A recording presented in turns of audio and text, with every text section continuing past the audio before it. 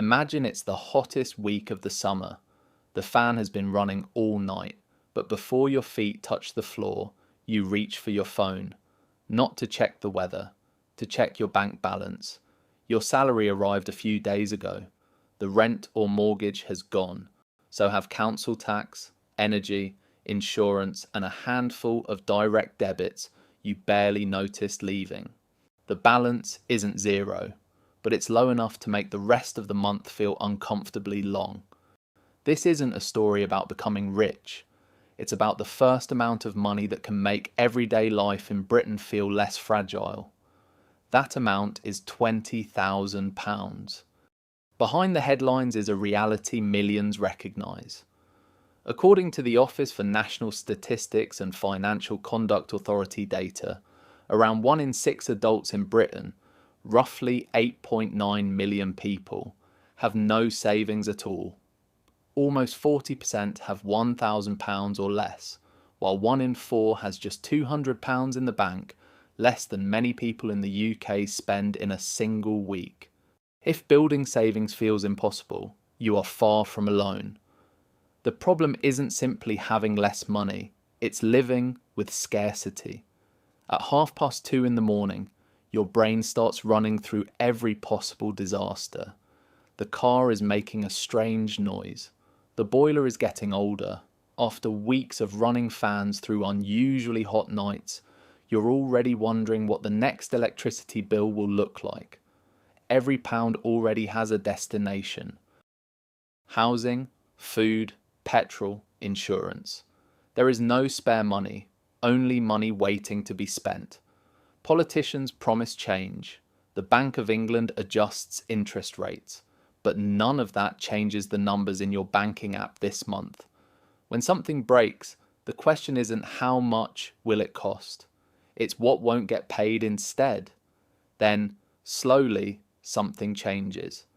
£2,000 becomes £5,000. £5,000 becomes £10,000. Progress feels painfully slow because life keeps interrupting it. Christmas, a leaking pipe, an unexpected dental bill. But one ordinary morning, you open your banking app and see a number you've never seen before. £20,000. It doesn't feel like wealth, it feels like relief. For the first time in years, the constant tension sitting quietly in the background begins to disappear.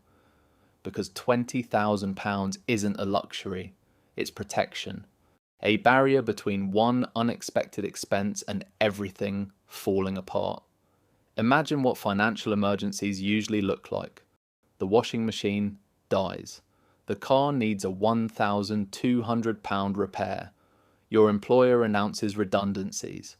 With £500 in savings, each one can become a financial crisis.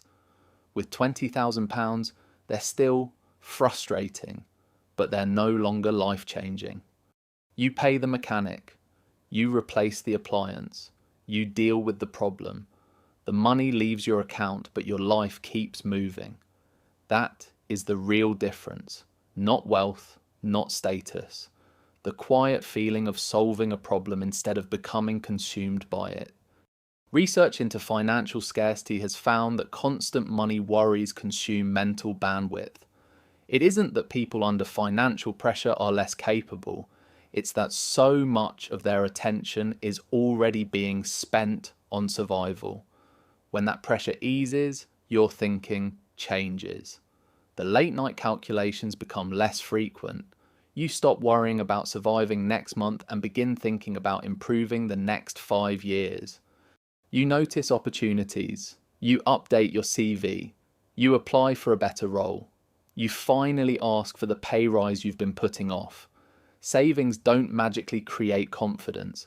They simply give confidence somewhere to stand. Then your money starts changing as well. Until now, every pound existed to protect you. Now, some of it can begin building your future. During the 2026 to 27 tax year, eligible adults can contribute up to £20,000 across their ISAs. where eligible interest, investment income, and capital gains are protected from UK tax. That doesn't mean your emergency fund should all be invested. Money you might need tomorrow should stay accessible. But once you've built a solid emergency cushion, every additional pound has a different purpose. Some continues protecting today. Some begins building tomorrow.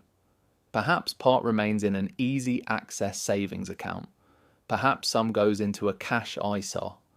Long-term money might be invested through a diversified stocks and shares ISA if you're comfortable with the risks and able to stay invested during market downturns. Outside an ISA, the personal savings allowance remains £1,000 for basic rate taxpayers, £500 for higher rate taxpayers, and £0 for additional rate taxpayers. These rules matter much more once your savings begin generating meaningful returns, because this is where compound growth finally has something to work with.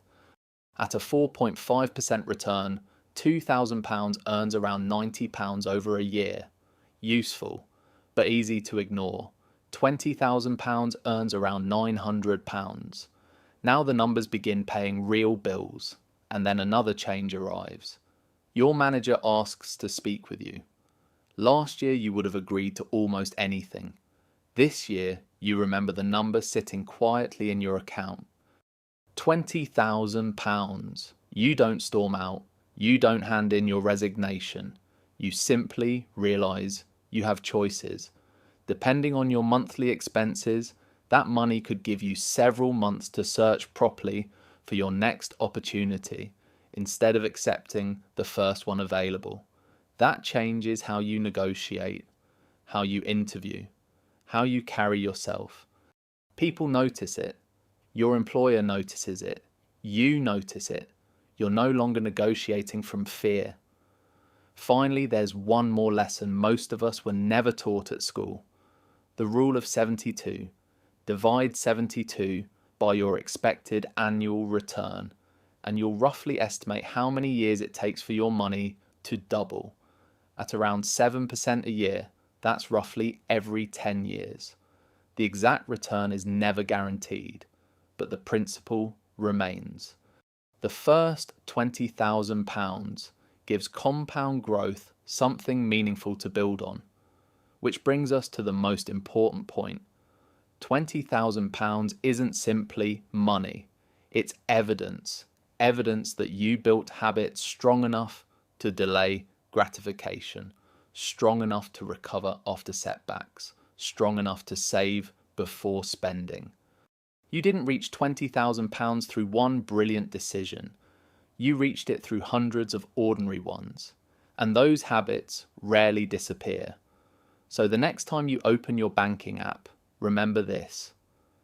£20,000 isn't just another financial milestone. It's distance. Distance from debt. Distance from desperation. Distance from allowing every unexpected bill to decide your future. Life will still surprise you.